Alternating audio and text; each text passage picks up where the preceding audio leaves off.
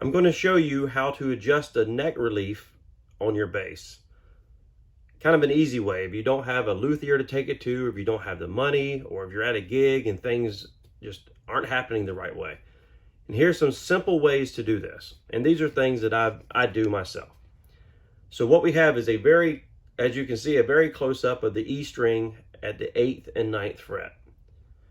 So at the 1st fret, I've already put a capo, and I'll show you that in a minute. And that's going to hold the string down to the 1st fret. The string is going to be our straight edge, and that will give us an approximate idea of how straight the neck is. So now I'm going to hold down the string at the 17th fret, and as you can see, it gets much lower. I like my necks pretty flat. Now, for the next thing, you can use feeler gauges, which is the correct way to do it. But sometimes at a gig, you can't do it. You might not be able to see it, things like that. Over the years, I have found this. Whoa. It's a USA nylon 0.38 millimeter pick. And that is pretty much the height that I like the gap between the string and the fret for my relief. So as you can see, it lifts it up just a little bit, but the string holds the pick to the fret with minimal lifting of the string. Look at that. And obviously the further I push the pick in, the more it's going to lift up. So there is right at the edge of it. And that's what I use for my action, for the relief. Now, you may want to use the correct tools, but sometimes on a gig, like I said, it's hard to hold these things and to find them. So you might want to find a pick that actually works best for what you like. I mean, we have the 0.50s, the 0.60s, 0.73s. I mean, you're really getting up there. That's going to be a lot of relief, but that may be what you want. Okay, so let's look down here at the truss rod adjustment to figure out what to do.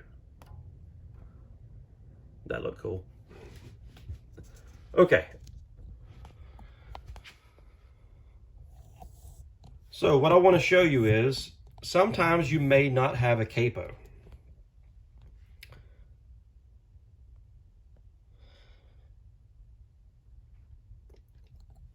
And in this case, I wanted to show you another way, and I've done this at gigs before. You take a pencil or a Sharpie or whatever you can find and use a rubber band to loop it around, and it will act like a capo.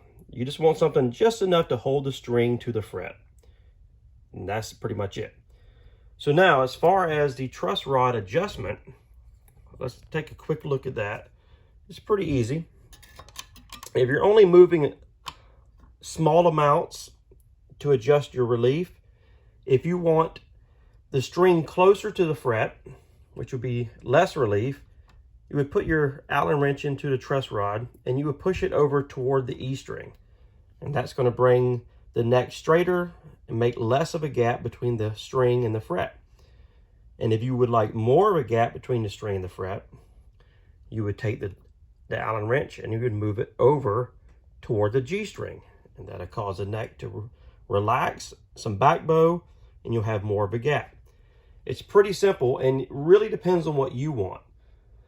Now, if you have to make large adjustments, if you find that you got a really big gap between the string and the fret, definitely loosen the string and then make your adjustments. Put the tension back on the string and check it.